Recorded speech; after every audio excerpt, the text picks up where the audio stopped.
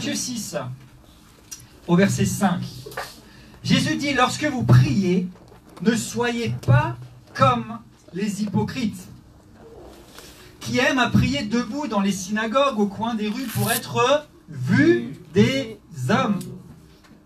Je vous le dis, en vérité, ils ont leur récompense. Quand Jésus dit que ceux qui aiment être vus des hommes et se faire remarquer ont leur récompense, ça veut dire qu'en fait, ils seront certainement récompensés, mais que ce n'est pas Jésus qui va les récompenser, parce qu'ils ne font pas la bonne chose. Et que tôt ou tard, si vous attendez seulement à être vus, reconnus, acclamés des hommes, eh bien, vous n'aurez certainement plus que la reconnaissance des hommes. Parce que très vite, si ce que tu attends, c'est d'être approuvé par les hommes, tu vas très vite te retrouver à faire des choses qui vont faire plaisir aux hommes, mais qui ne sont plus celles que le Seigneur t'a demandé de faire. Donc il leur dit, bah, si vous voulez vous faire remarquer, être vu des hommes, vous avez votre récompense. Mais, verset 6, quand tu pries, entre dans ta chambre, ferme la porte et prie ton Père qui est là dans le lieu secret. Et ton Père qui est là, dans le secret, te le rendra. Et je vais revenir dessus dans un instant. Il poursuit en disant, en priant, ne multipliez pas des vaines paroles comme les païens qui s'imaginent qu'à force de paroles, ils seront exaucés. Ne leur ressemblez pas. Car votre Père sait de quoi vous avez besoin avant que vous ne lui demandiez. Amen. Amen. Donc ici, le Seigneur nous montre ce que nous ne devons pas faire. Pas prier pour être vu. Pas prier en multipliant plein de vaines paroles. Ce n'est pas à force de phrases, d'expressions, de méthodes, de formules que tu vas être exaucé. Ce n'est pas à force de ces choses-là que ta prière va t'amener dans les victoires de la prière. C'est-à-dire tout ça là, ça vaut rien du tout. Ça vaut rien. C'est juste la forme. Et je voudrais cet après-midi, en fait, l'intitulé de ce que j'avais à cœur pour vous et ce sur quoi on va aller vers la fin de ce séminaire, mais qui est juste une impulsion vers autre chose pour chacun d'entre nous, alors que nous allons être envoyés plus tard. Mais ce dont je voudrais vous parler, c'est de la prière surnaturelle. La prière surnaturelle. Les victoires de la prière s'obtiennent par la prière surnaturelle. La prière juste naturelle, c'est-à-dire juste le fait de se mettre quelque part et de parler, ne suffit pas à obtenir les victoires de la prière. Les victoires de la prière passent par une prière surnaturelle. Ça veut dire une prière qui dépasse les limites des choses humaines, naturelles, terrestres. Une prière qui va puiser dans autre chose, quelque chose de plus élevé. Et dès le départ, on entendait notre Père qui est aux cieux. Donc notre prière ne se contente pas de rester là sur la terre dans les choses simples, naturelles, en parlant, en disant plein de paroles, en se faisant remarquer, mais notre prière va puiser dans les cieux. Notre prière va puiser dans le surnaturel. Et notre prière, elle doit être animée, doit être vivante, doit être le fruit de l'action du Saint-Esprit et se faire dans l'onction du Saint-Esprit pour que la puissance de Dieu puisse utiliser nos prières comme le véhicule et nous amener dans les victoires de la prière. Oh, bon, si vous préférez les prières naturelles et religieuses, c'est vous, hein? Vous êtes avec moi ou pas? Ok. Ça fait un peu chaud, mais soyez vivants, ouais, et fervents d'esprit. Amen. Le Seigneur dit, toi, quand tu pries, va dans ta chambre, ferme la porte et prie. Parce que ton Père qui est dans le secret te voit. Amen. Et il y a plusieurs applications à ce passage, bien sûr, on peut dire. Le plus important, c'est ce qui se passe entre le Seigneur et nous. Et c'est complètement valable. Le plus important et ce qui a le plus de valeur, c'est souvent ce que personne d'autre ne va voir. Tout à fait. Et si ta prière publique peut être efficace et le témoignage de ta vie spirituelle, et c'est bon de prier publiquement parce que ailleurs dans l'Écriture nous sommes encouragés à prier ensemble, à élever notre voix dans l'assemblée, c'est excellent, mais que cette prière publique, cette prière communautaire soit le reflet d'une réalité d'abord intime avec le Seigneur. Quand tu pries, ferme ta porte, va dans le secret. Et les victoires de la prière vont être le résultat et le fruit de ce qui s'est passé dans le secret. Amen. Alléluia. Ce qui s'est passé dans le secret. Vous savez, quand il y a une situation, quand nous sommes appelés à être une bénédiction, un canal de Dieu pour quelqu'un, ce n'est même pas tellement la prière que nous faisons à l'instant T devant la personne qui déclenche le miracle. Mais en fait, cette prière va être efficace si elle est portée par ce qui s'était déjà passé dans le secret. Parce que c'est là-bas dans le secret que papa va te montrer et va te conduire à prier des choses et va t'amener dans des dimensions que parfois tu ne sais pas, mais quand tu vas être face à quelqu'un, face à sa situation, tu vas pouvoir puiser dans ce qui s'est passé dans le secret pour simplement libérer la puissance, la provision, la gloire de Dieu dans la vie de quelqu'un.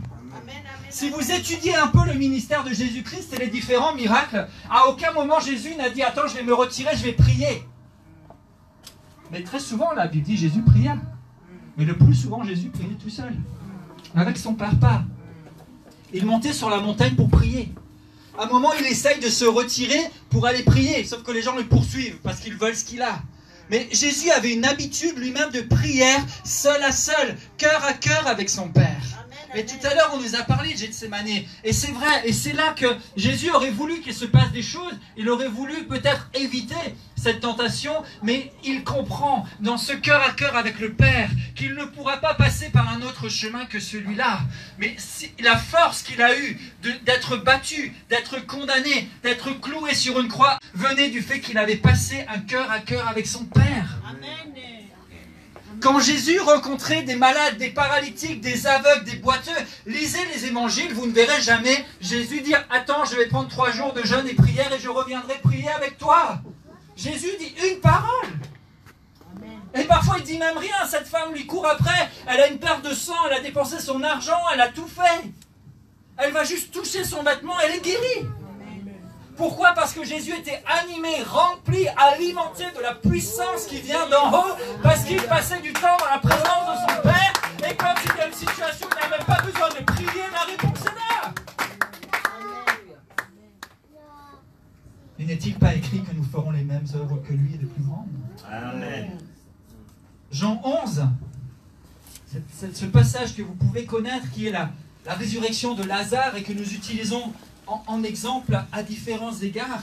Et nous voyons dans Jean 11 au verset 42 que Jésus arrive dans la situation et puis les gens commencent à échanger avec lui et certains sont déjà dans le deuil, le corps sent déjà depuis 3 jours, je ne vais pas rentrer dans tous les détails ici, mais une chose remarquable c'est que Jésus, au verset 42, se présente devant le tombeau.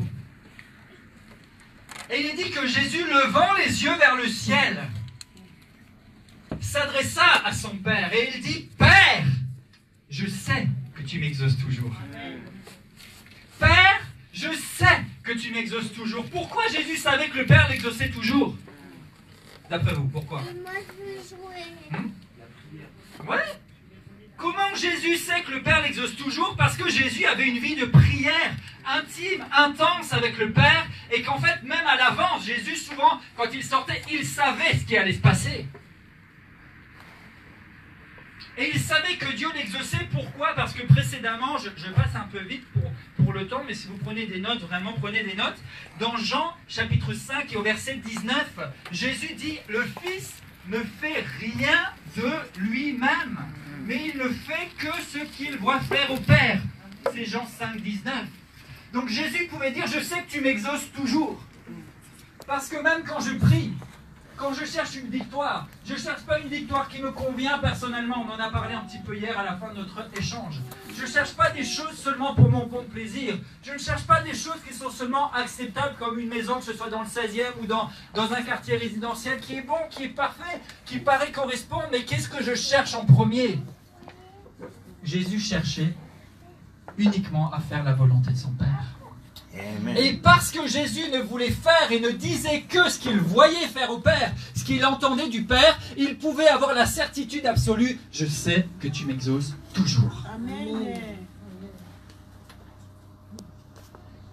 Et je désire, pour moi-même, parce qu'on est dans la même démarche, mais je désire voir un peuple de fils et de filles de Dieu qui n'ont pas besoin, excusez-moi, mais de faire subir aux gens toutes les techniques, toutes les méthodes qu'on a apprises.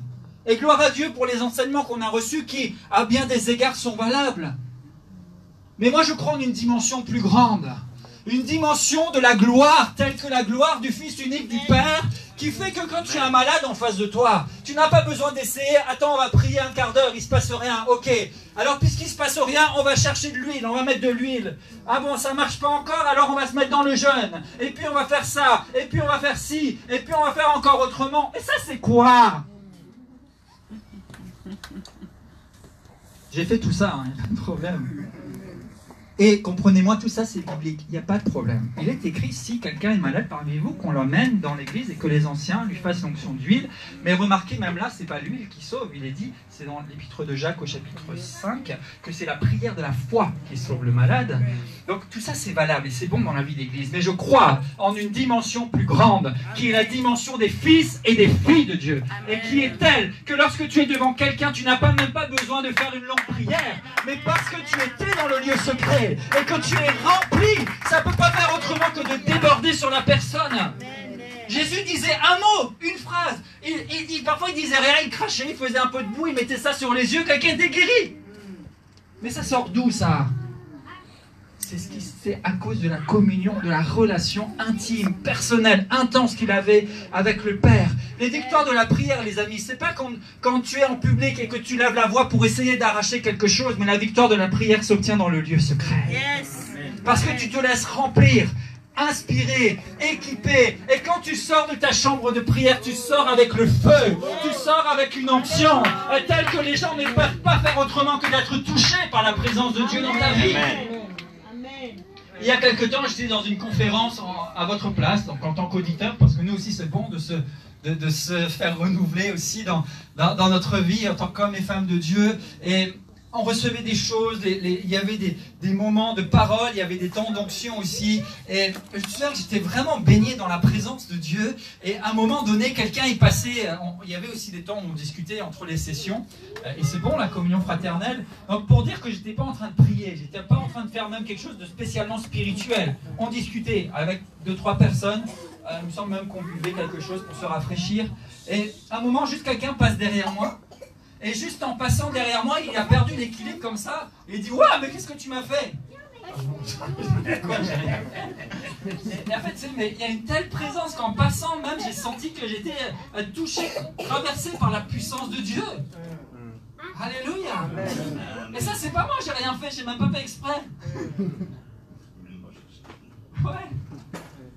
Mais qu'est-ce que ça démontre? Qu'est-ce que ça veut dire? C'est qu'en fait, si nous nous laissons tellement imprégner, imbiber, remplir de la présence de Dieu, de la gloire de Dieu, de l'onction du Saint-Esprit, parce que nous passons des temps de prière, de qualité dans notre vie personnelle avec Dieu, eh bien ça va faire que déborder. Et le Seigneur va pouvoir nous utiliser et passer à travers nous parce qu'il sait que ce fils-là, cette fille-là a compris qui il est. Il est venu chercher, il a passé du temps dans ma présence et je peux simplement l'utiliser comme un canal naturellement pour toucher les gens. Et vous êtes de cela. Et la mission apostolique est de cela. Vous savez, quand il est dit « Allez, faites de toutes les nations des disciples, les baptisant au nom du Père, du Fils, du Saint-Esprit, enseignez-leur à observer tout ce que je vous ai prescrit. » Je ne veux pas faire ici de la doctrine, mais quand on dit « baptiser », c'est pas seulement un jour tu prends quelqu'un, tu le plonges dans l'eau, tu le ressors et c'est terminé. Baptiser dans le texte grec original, ça veut dire d'immerger et de laisser plonger, de laisser mariner quelqu'un. Vous pouvez chercher, c'est ça en grec. Et ailleurs aussi, quand dans la première épître de Pierre, 3,21, quand il dit le baptême, c'est pas seulement purifier les souillures du corps, mais c'est l'engagement d'une bonne conscience envers Dieu, etc. C'est ce même mot, baptême, baptizo, qui veut dire laisser, si vous voulez, d'une certaine façon, l'image qu'on peut prendre, et excusez-moi, je ne vous traite de rien ici, mais ici en Europe, on prépare les cornichons. D'accord? Vous connaissez les cornichons, ok? Et les cornichons, on les trempe dans l'huile, dans un mélange de vinaigre, etc., pour leur donner un goût, et ils restent trempés là-dedans pendant assez longtemps. Et c'est le fait d'être resté trempé là-dedans qui fait que quand toi tu vas manger ta petite charcuterie, tu prends ton cornichon, ça a un goût, c'est bon, ça va assaisonner. Mais c'est exactement la même expression. Quand il est dit baptiser les gens, c'est pas juste plonger une fois et sort une fois, mais ce que Jésus nous a demandé de faire, à nous les ministres, à nous les serviteurs de Dieu, c'est de vous immerger, de vous laisser mariner dans le Christ. Vous laissez mariner dans le Père, dans le Fils et dans le Saint-Esprit. Pour que vous soyez remplis, imbibés, il y a quelque chose qui va déborder, il y a un goût, ça donne une saveur. y a la bonne odeur de Christ que nous devons répandre selon l'Écriture. Et je prie que vous puissiez et que nous puissions non pas seulement prier. La prière, mes amis, les victoires de la prière, c'est pas juste se lever, ouvrir la bouche et dire Père, dans le nom de Jésus, fais telle chose, manifeste ta gloire. Tout ça c'est bon, mais ce n'est que la toute petite partie de l'iceberg qui est émergée. Mais ce qui se passe, le plus gros, c'est ce qu'il y a sous l'eau. Et ce qu'il y a sous l'eau, c'est dans le lieu secret. Quand tu es en train de mariner dans la présence de ton Père, quand tu es en train de mariner dans la parole de Dieu, quand tu es en train de mariner dans l'onction du Saint-Esprit, de telle sorte que lorsque tu sors de là, tu as une telle communion avec Dieu. Les amis, Jésus avait une telle communion avec Dieu que lorsqu'il arrive devant le tombeau, il ne s'occupe pas que Lazare sente mauvais, il ne s'occupe pas que ça fasse 3 jours, il ne s'occupe pas que les gens même n'aient plus tellement la foi pour qu'il intervienne. Il va juste les encourager, il va lui-même pleurer parce que c'était son ami, mais il y a beaucoup plus que ces sentiments qui sont en présence. À un moment donné, Jésus simplement lève les yeux vers le ciel et dit Père, merci, je sais que tu m'exauces toujours. Amen. Je prie juste pour les autres, pour qu'ils voient que c'est toi. Mais à la limite, excusez-moi, on est dans une conférence sur la prière, mais j'ai presque envie de vous dire, à la limite, il n'y a presque pas besoin de prier. Du moins, dans le sens que nous mettons souvent derrière la prière. Parce qu'en fait, si tu as cette connexion, cette immersion, cette relation intime avec le Père, qui bien sûr est une forme de prière, entendez-moi bien, mais en fait, c'est pas dans la situation qu'on commence à chercher, à s'agiter, mais c'est quelque chose qui va couler naturellement. Et Jésus arrive là, il lève les yeux vers le Père, il dit merci, je sais que tu m'exauces toujours, et il se met à dire Lazare sort, et le mort sort. Et nous, on est impressionnés, mais c'est juste normal. Alléluia. Et bien sûr qu'il y a la souveraineté de Dieu et que quelquefois nous sommes devant des choses où on se casse un peu les dents dessus, mais ça fait rien, c'est pas pour autant que notre Père n'est pas notre Père, qu'il n'est pas le Tout-Puissant, qu'il n'est pas souverain, et que lorsque j'arrive dans une situation, si j'ai vécu ce temps personnel avec Dieu, cette communion dans le lieu secret, eh bien j'arrive là et je peux simplement dire Père, je sais que tu m'exauces toujours, et dire sois guéri au nom de Jésus. Amen. Et sans avoir besoin de prier un quart d'heure, 50 minutes, 40 minutes, j'en sais rien. Est-ce que vous comprenez? Parce que c'est la puissance. C'est la puissance. Et il y a une chose importante. Quand vous priez, Jésus dit, ne multipliez pas des vaines paroles. Vous savez, quelquefois on entend des témoignages et puis les gens disent « J'ai prié. Et j'ai prié. Et j'ai prié. » Alors bien sûr, on peut dire « J'ai prié », c'est pas le souci. Mais quelquefois, en écoutant quelqu'un, on a l'impression que c'est sa prière qui a sauvé les autres. Alors qu'en fait, ta prière, c'est un véhicule à travers lequel Dieu va agir. Mais ma prière n'est capable de sauver personne, les gars. Ce qui va sauver quelqu'un, c'est celui qui anime ma prière de la puissance de son esprit, parce que j'ai passé du temps avec lui, et c'est Dieu le Père dans sa puissance qui va juste utiliser une prière pour te rencontrer. Amen. Et je prie que nous soyons des disciples authentiques qui ne sont pas là seulement à faire des petits rituels, des petites choses comme nous avons vu hier, mais dont la prière est en fait simplement le moyen, le véhicule de la puissance de Dieu. Amen. Une prière surnaturelle. Déjà dans les évangiles, on voit des exemples de comment la prière amène le surnaturel. L'apôtre nous a parlé de la Pentecôte. Ils étaient tous ensemble dans la chambre haute, ils priaient. Et la promesse est descendue. Et ensuite, ils ont pu témoigner avec puissance, avec autorité. Et les gens se sont donnés à Christ par milliers. Parce qu'ils sont sortis de leur chambre haute. Parfois, nous voulons les signes, prodiges et miracles du livre des Actes, mais sans passer par la chambre haute.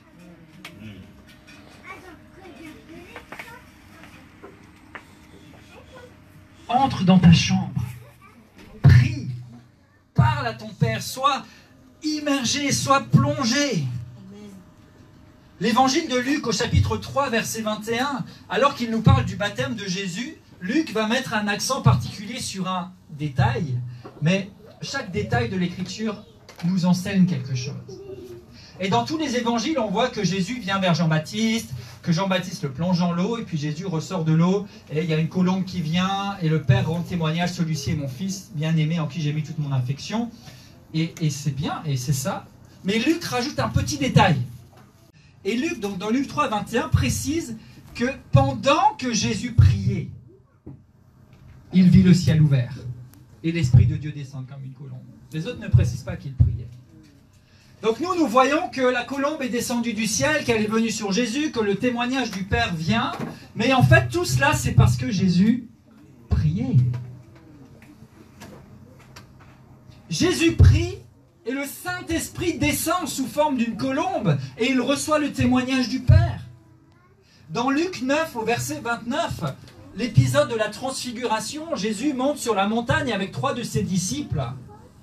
Et vous connaissez l'histoire, Jésus, à ce moment-là, va être dans la présence de Dieu et va expérimenter quelque chose de miraculeux qu'on appelle la transfiguration. L'Écriture dit que son visage, tout d'un coup, et même ses vêtements sont devenus blancs, rayonnants, comme rien sur cette terre ne peut rendre blanc. Mais la précision, c'est que lorsque Jésus est monté sur cette montagne avec ses disciples, il est dit que Jésus pria et l'aspect de son visage changea. Amen. La prière va changer l'aspect du visage de quelqu'un. Amen. Nous prions parfois, Seigneur, transforme-moi, que ta gloire soit visible sur ma vie. Mais ce qui va permettre à la gloire de Dieu d'être visible sur toi, c'est que tu pries. Amen. 2 Corinthiens 3, 18, dans cette même idée, nous dit, nous tous, qui le visage découvert, contemplons la gloire du Seigneur comme dans un miroir. Nous sommes transformés en la même image, de gloire en gloire par l'Esprit du Seigneur. Amen. Mais qu'est-ce qui permet que nous soyons transformés en la même image de gloire en gloire par l'Esprit du Seigneur? C'est que nous le contemplons comme dans un miroir. C'est-à-dire que tu passes du temps devant lui. Tu es là, tu le regardes, tu es face à lui. Et tu commences à rayonner ce que tu regardes. Amen. Tu veux porter la gloire de Dieu? Contemple Jésus. Amen. Alléluia. Vous savez, la vie chrétienne efficace, à bas prix, en solde ou en vente privée ou ce que vous voulez, ça n'existe pas. Il y a un vrai prix. Il y a un vrai prix. Mais c'est tellement passionnant. Et ce que nous pouvons expérimenter avec le Seigneur est tellement grand qu'en fait ce prix devient insignifiant.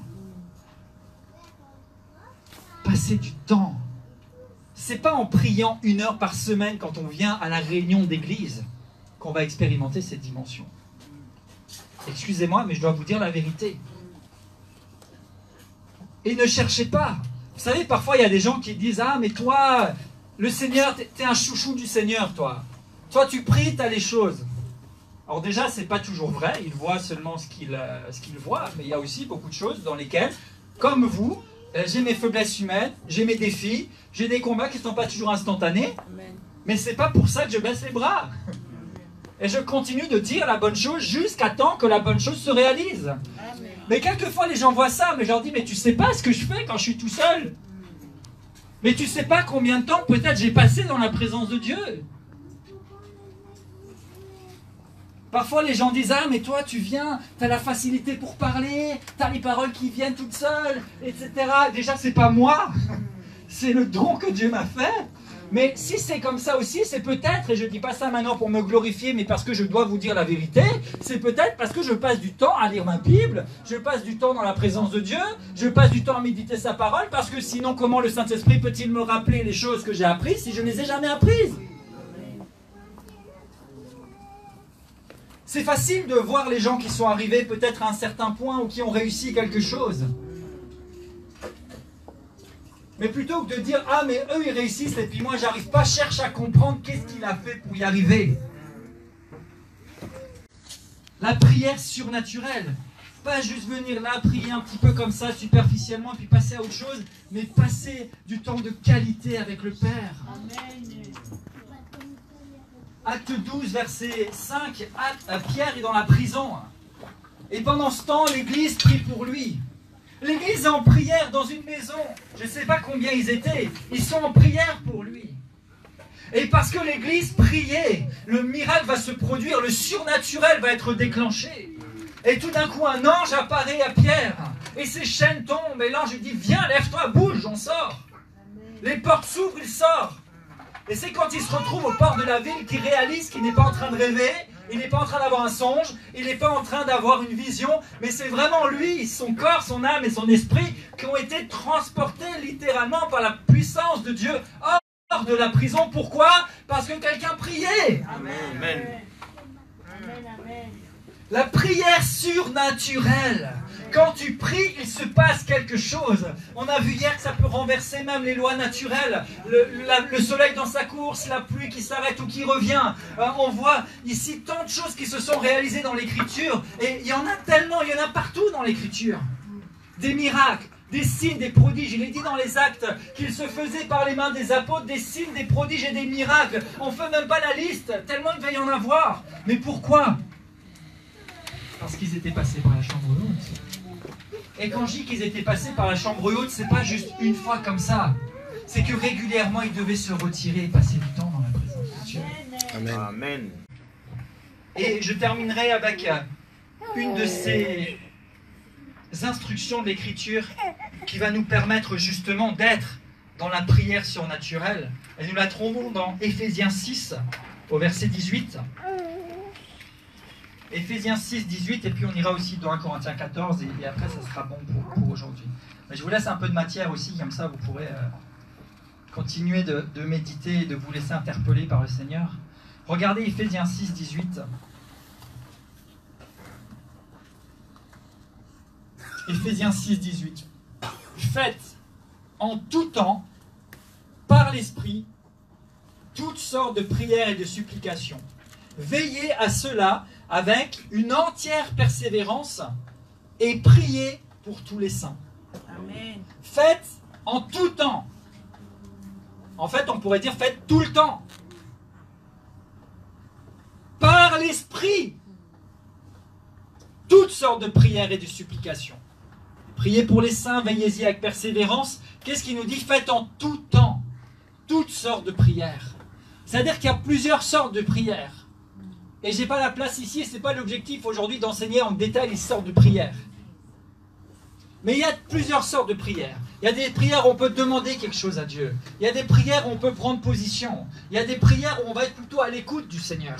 Et quand il est dit, faites en tout temps par l'Esprit toutes sortes de prières et de supplications. Supplication ici, dans l'original, ça ne veut pas dire supplier. Rappelez-vous, on vient vers notre Père avec notre statut de fils.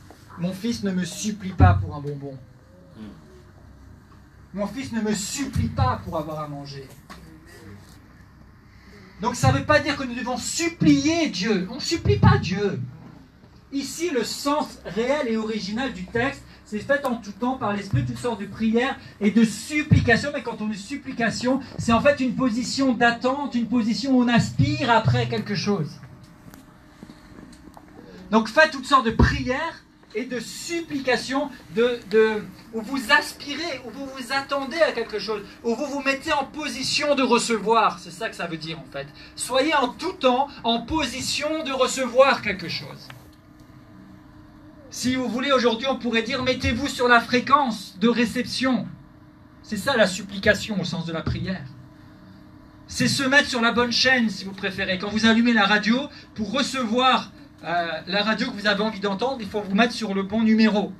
Eh bien, quand il est dit faites toutes sortes de supplications, ça veut dire connectez-vous sur la fréquence de Dieu. Et ça, c'est une approche puissante de la prière. Parce qu'autant qu'on a vu hier des conditions dans lesquelles on doit se mettre sur la façon, sur notre état d'esprit quand on prie, on a vu aussi que prier sans foi, ça ne sert à rien, donc il nous faut être dans la foi pour prier efficacement. Mais une des grandes richesse que nous avons en Dieu, c'est que nous pouvons être dans la supplication, dans l'écoute, dans la réception de la fréquence de Dieu, pour entendre de lui, pour recevoir la direction, pour recevoir l'inspiration, pour recevoir, comme disait l'apôtre, la révélation à partir de laquelle nous allons pouvoir prier une prière qui n'est plus ma pensée, mais qui est la prière de la pensée de la volonté de Dieu. Amen. Vous faites toutes sortes de prières et de supplications. Soyez dans l'écoute, dans la réception. Et l'une des manières d'être dans la réception, 1 Corinthiens 14, et ça rejoint ce que l'apôtre nous a dit il y a quelques instants, avec l'œuvre que l'Esprit de Dieu a faite au milieu des disciples qui se tenaient dans la chambre haute, 1 Corinthiens 14, quelque chose qui est puissant et que je vais vous inviter à pratiquer encore plus que vous n'avez pratiqué jusqu'à présent, c'est de parler en langue.